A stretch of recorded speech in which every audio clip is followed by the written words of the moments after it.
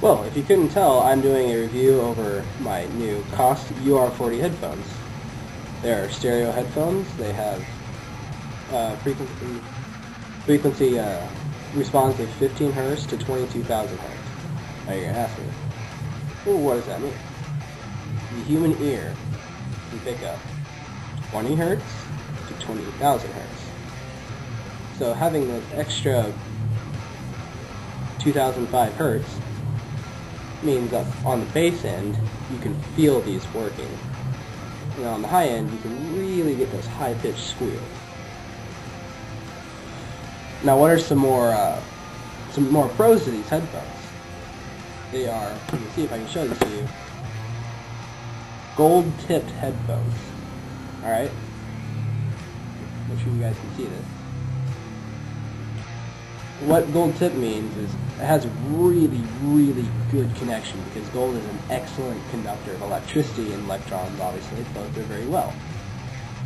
These things, obviously, as you guys heard, are loud. Loud, loud, loud. They are open back headphones, which means back here, it's not solid. These are actually holes going all the way through this side. The speaker is.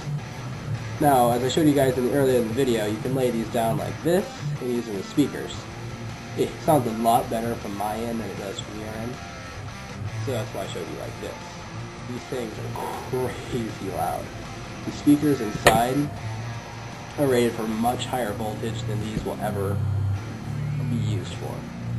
Going through your iPod. Epic picture. Alright, which means that these speakers will not break when they're being used at max volume. Now, I don't recommend you guys doing this because after years of wear and tear, they will eventually break down and you can't really repair them. So, don't do it if they can. These things are really comfy. They have this mesh coating right here. When you lay it on, it sits perfectly. So this hard stuff doesn't hurt your head. It doesn't catch your hair, it catches my hair is pretty poofy. Not very fun. Fully adjustable. I like a laugh because I have a big head. Go ahead and laugh. Sound quality, what you guys can't really hear, and I can hear. These things have 0.2 distortion. Less than 0.2 distortion.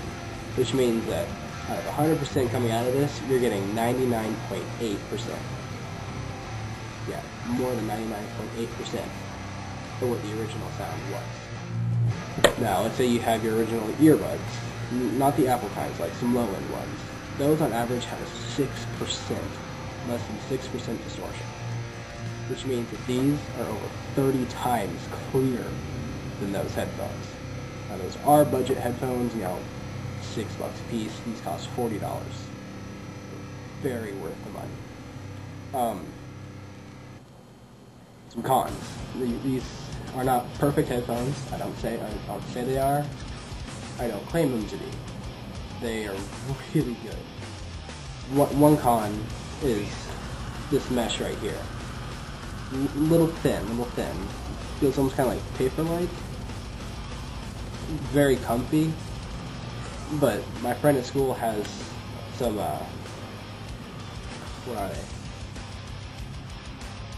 Sony bass boosters. They're solid back headphones. They cost around $90, so you get more for your money. But it's thick. It's like leather around there. It's really, you could stab it with a knife and it will last. Another plus to these are to hold up. And they go in here. Very good. They survive my backpack at school. Bring them out during animation and use them. You mind? This is my cat sign. Got him shaved. Another pro is they're lightweight. They're only 6 ounces. It's really, you know, they're really light.